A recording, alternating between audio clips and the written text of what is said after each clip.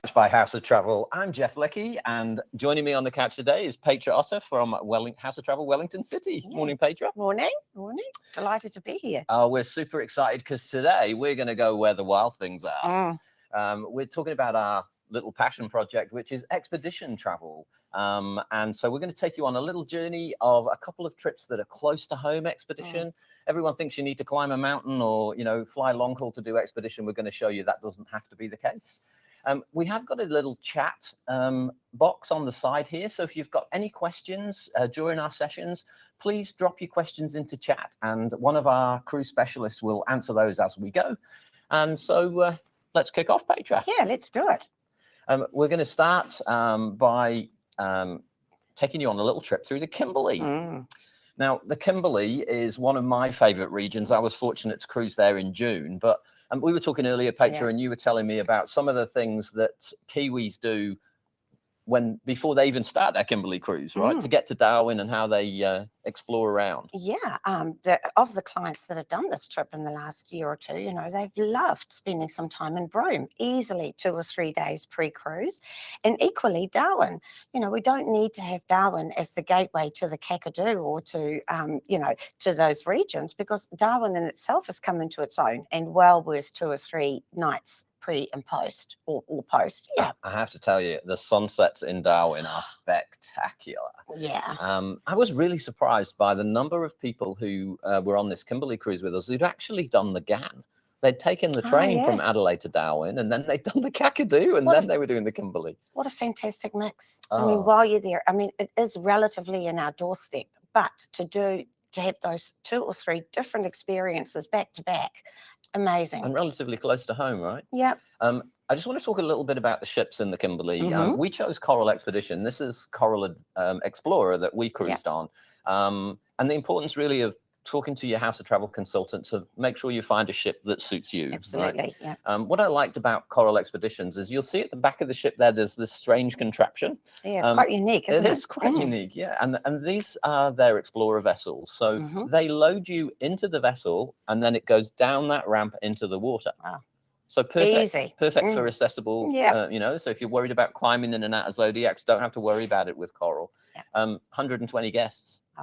So that's half as many as what we had in the Sub-Antarctic. Yeah, it's intimate. No crowds, all right. And remember, you're visiting these pristine, untouched regions, so you want to leave only footprints. Yeah.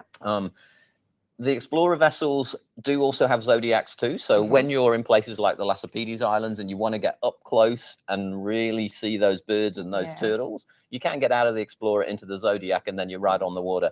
Zodiac's a bit more of what you would have experienced in the Sub-Antarctics, right? Yeah, and the Zodiacs are no more than 8 people. So you make friends because you're often in the same small group and you make friends. It's fantastic. It's so personal. I mean, we talked earlier about it's the companionship on Explorer, on expedition cruises, isn't it? And lots of solo people travel. Yeah, definitely. And in fact, we had a client who wanted to go on to the Sub-Antarctic, which we'll talk about shortly, not long after I'd been. And her concern was being the standard address and whether it was very dressy, which it's not, but also was she going to be on her own? Well, on our cruise, they catered really, really well. They put people together on their little expedition trips, lectures, dinner. It wasn't forced on them, but it was there, and so it was really convivial. And that in itself, and being a smaller cruise group, was just it was great. You're in the destination, and expedition cruises is all about the destination. Yeah. These photos that we're going to show you, these are our photos from our trips. Like, this is my Kimberley trip.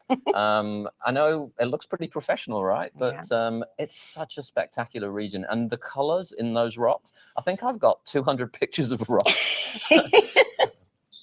And the waterfalls, man. The Kimberley season's relatively short, so traditionally it runs from May through to September. If you go early season, it's after the big wet, and so you get those amazing waterfalls. And we did get to go underneath these in the Zodiac. Look how close! It's just really is spectacular. If you choose to go later in the season, the humidity will be a little bit higher. The waterfalls won't be quite so spectacular, but you will see a lot more whales because when you head there, sort of July, August, it's like a whale highway up that coast. This was us hooning out of the horizontal falls. which is just one of those pinch me moments. It really is. And again, your choice of expedition line in the Kimberley can determine whether you can go through the horizontal falls. Because that's unique, isn't it? It's unique to the Australian brands, Yeah. So there, you just need to ask those questions when you're talking to your consultant as to, tell us what your experiences are. I know your team are really good at asking those questions. Yeah, and also what you've heard from friends who may have done it before and what particularly stood out to them. And what are the highlights that you're looking for on expedition? And let us suit you to the right expedition one. Another waterfall, spectacular at this time of year. This is June, right? So you can see perfect blue skies. The temperature was really nice. The waterfalls were still cascading. It was beautiful. And then this is my picture, right? This fella popped up right next to the Explorer. And I don't know, we felt like we were in an Attenborough documentary. It was all around us all the time. And you're close to the water. You're right on the water. This is Montgomery Reef. This rises up out of the ocean right in front of your eyes. It's spectacular. Right in front of us, this sea eagle grabbed a carpet shark off the reef and took off. And we're like, is this happening? Is this really happening? You start to wonder whether is it all being choreographed for you. Or whether you're watching a movie. Yeah, and I know your experiences in the Sub-Antarctic is pretty similar, right? Yeah. And look at this. This is a moth, man.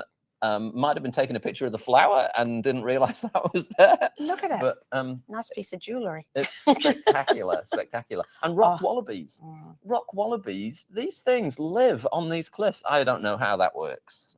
Because waiting at the bottom of the cliffs, usually one of these. Yeah. And the color of the cliffs too. Look how it changes. Yeah. It's fantastic. Totally. There are crocs. I've never seen so many crocs in the Kimberley. It was quite spectacular, but they're everywhere, which is why you don't swim in the Kimberley. Right? It looks so inviting that you don't swim. But we did helicopter up onto the top of the Mitchell Falls, and you can swim up there on the plateau. Oh, okay. So there are those opportunities. Oh, so take your togs anyway. Yeah. And one thing about the Kimberley is just the culture, the Aboriginal culture there. The expedition guides on board Coral Expeditions were incredible. They told us all about the history, about the culture. They're custodians of this region, really. So they're there to protect these fragile images from the past. Thousands of years old. And look, Australia's next door, and look how young New Zealand is compared to some of this history and some of this art. It's just mind-blowing, and we're so lucky it's in our area. So amazing, so amazing. And combine this with the wilderness and the wildlife and the flora and the fauna, was quite spectacular. We did spend some time trying to figure out what this was. I don't know, some kind of fishing expedition, I wonder.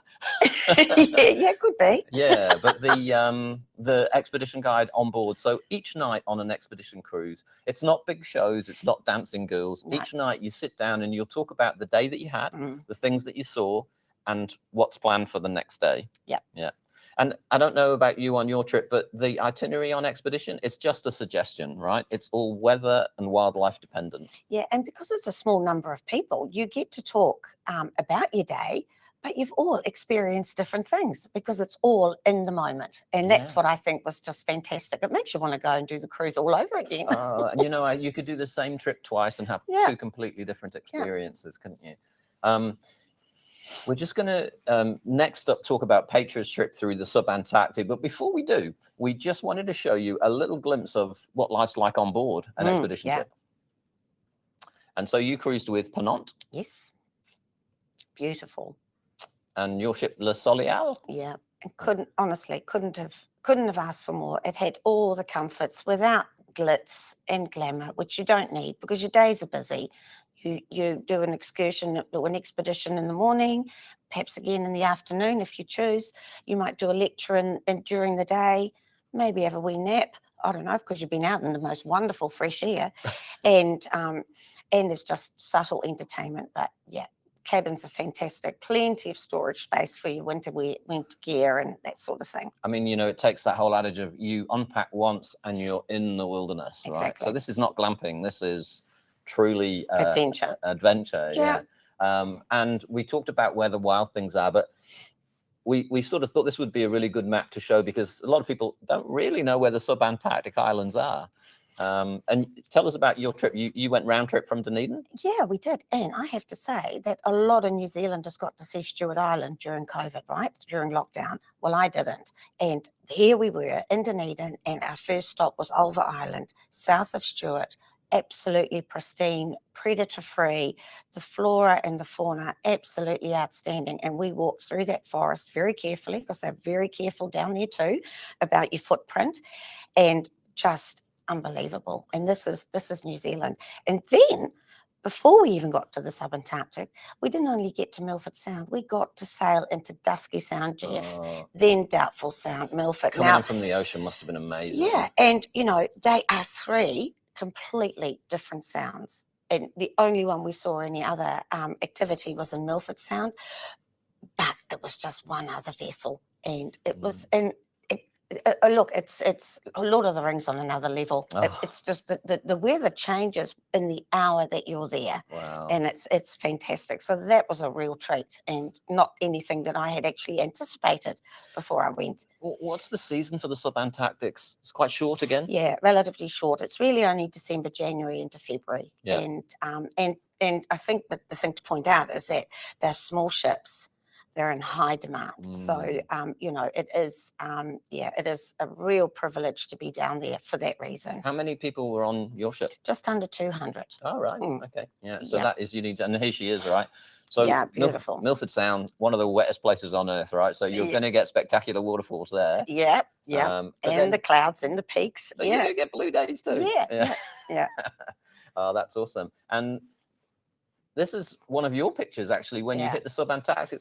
What's all that on the beach? It's not sand. It's not sand. It's just penguins. No. Penguins everywhere.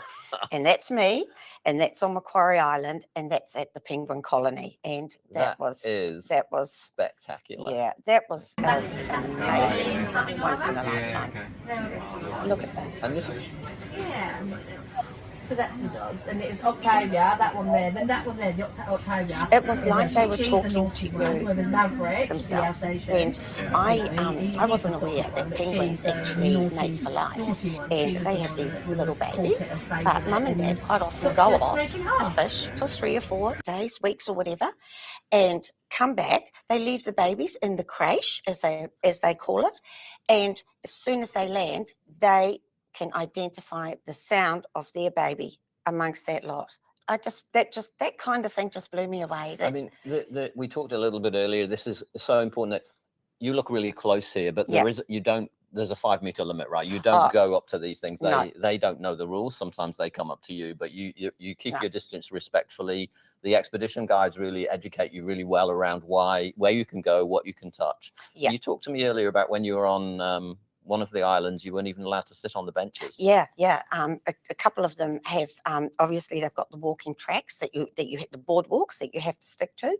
And from previous days, there had been some seating platforms on these lookouts. We were not allowed to sit down. And I will also mention that every time we got back from an expedition, we had the bottom of our boots power hosed off, but also that same afternoon after the expedition, we would be taking our gear and it would be inspected. All of the clothing, the jerseys, the socks, the boots and whatever would be inspected by the biosecurity people. So it was just really important for us to experience that and to respect their respect for the environment. Yeah, and there's a reason for that. We'll see shortly why they're so paranoid about it, really. But it's not just penguins. There's spectacular seal colonies down there too. These guys are so funny, and they're very demonstrative. They're also very mobile, way more mobile than I ever imagined a seal would be. And if you look closely, there's a little wee friend here. I think it's the local tour guide who comes into play, yapping away, telling them what to do and telling us where to go. I mean, just like you live in National Geographic here, aren't you? It's like you're in an African video. Look at that waddle. It's just delightful. And they do. Right, You guys, don't so go just up give to a little them, they briefing. come up This is to you, but Kevin. it's like having a conversation with them. It's hilarious. Look, I mean, these are such special moments, aren't they? Yeah. It's not just about the flora and the fauna, it's the wildlife, it's the scenery. Expedition travel really sort of touches your soul a little bit, really, doesn't it? Yeah. Because you're in the pristine environment. Yeah. This is, again, it's another one of your pictures, and I think this is a really good visual of, there's the ship in the background, and you come ashore in the Zodiacs. Tell us a little bit about getting in and out of the Zodiacs. Look, you know, it was a fine art by the end of it. It's swing your legs out, stand on firm ground. There's someone holding your arm, boom, you're on the land, you know. And I think I mentioned to you, David, my husband, was due to have his double knee replacement a week after we got back. He was not very mobile, you know, the legs were like this. You could drive a truck through it just about. But he got on land. Okay, he couldn't quite do the heights, but he got on land, was really well looked after. And we had a lady in our group who was on a walker. She didn't miss a trick. Okay, again, she was not able to walk up to some of the platforms, but the crew looked after her, held her, walked her. Fantastic. People should not ever be put off expedition cruising because of their inabilities to you know, with movement or anything like that. I mean, you can choose to stay on the ship if you want to, or you can choose to stay in the Zodiac if you want to, because I remember on one of my expedition cruises, there were a number of people who weren't very mobile, and they did a separate Zodiac for them. Yeah. And you still went and toured around. You still saw the wildlife, the penguins. I mean, when they're in the sea, that's spectacular, isn't it? Yeah. They shoot out of the ocean as they swim past you. Playful, yeah. You also talked about some of the lesser known places that you went to. Oh, you mean like Antipodes Island? Yeah. Yeah, I wasn't really, you know, it shows you need to do your homework really. Where are you going? Book well in advance. I didn't book well in advance and then do your homework. But Antipodes Island was really something spectacular. We didn't set foot on Antipodes Island. You're not allowed to. But we got so close up in our Zodiacs that it was like being in their living room. And we had, you know, 3 species of penguins on Antipodes, and plenty of seals, and of course the albatross with their, you know, huge wingspan. Just incredible. Yeah. Hey, we're going to have a quick poll now. So tell us, what sort of wildlife would you like to see most on an expedition cruise? Just click on your favorite there, and we'll get an indication as to what it is that people are looking for. Is it whales? Is it penguins? Crocs? Bird life? Maybe the turtles? I've never seen so many turtles as there were in the Kimberley and the Lassipedes Islands. Yeah. I thought it was coral on the bottom of the lagoon, and next thing it popped its head up, right? I'm like, wow, that's spectacular. Well, looks like your mate the penguin's winning the thing yes, there. I had to go past the penguin. And you said you saw how many species? 5. 5. I only saw 3 species in Antarctica. That is incredible. Look, and these royal penguins are really funny because they've got, you know, the wee ferns on their heads and whatever, and they are showmen for sure. Fantastic. Yeah. I mean, one of the amazing things is the bird life, right? The expedition guides on board the ship are there with the binoculars all the time, and they are pointing things out to you. I mean, I'm not a birder, but one gull looked much like another to me until he pointed out, no, that's a wandering albatross, or that's a, you know, a certain type of booby. I think these are black gull boobies or something. Yeah. Let's talk about the other thing that's spectacular and quite unique about the Sub-Antarctic, and it's the fauna. Yeah, because it is like the Antarctic without the snow. So you see that whole part of our southern world in a whole different environment. And these flowers, I mean, if we look at that pink flower there, Jeff, that is larger than a very large cauliflower head, right? So they are magnificent and absolutely beautiful, and there's various colors as well. And I need to just share a story about one of the expedition guides on our cruise called Mark, and he'd actually been on, this is Macquarie Island, and he'd actually been on Macquarie some 20 years ago as part of the eradication program, and had been down there for a year or so. And that whole program only finished 10 years ago. I mean, these things don't happen overnight. And he was on our expedition and came ashore at the same time on the Zodiac. And when he landed and saw this, he burst into tears. Wow, it changed so much. Yeah, it had changed so much. And I think it was just that realization that all that hard work that seemed so, you know, fruitless at the time had paid off. And how many people a year? It's like they only allow a small amount of people on the island. Yeah, right? On Macquarie a few more, but on one of the other islands 100. Wow, 100 a year. That's pretty special, isn't it? Yeah. And I think some of it's going to, you know, some of them are going to reduce the numbers as well. Yeah. So, So one of those pinch me moments. Great dinner dinner party story to tell, isn't it? You bet. The other destination that we want to talk about today, and this is quite unique, when the ships move between the Kimberley and other destinations at the beginning and the end of the season, you get this opportunity to do New Guinea in these remote parts of Asia, like the Ambon Islands, and these are what we call warm water expeditions. So these are for people who love snorkeling. Next on my list, by the way. Oh, absolutely amazing.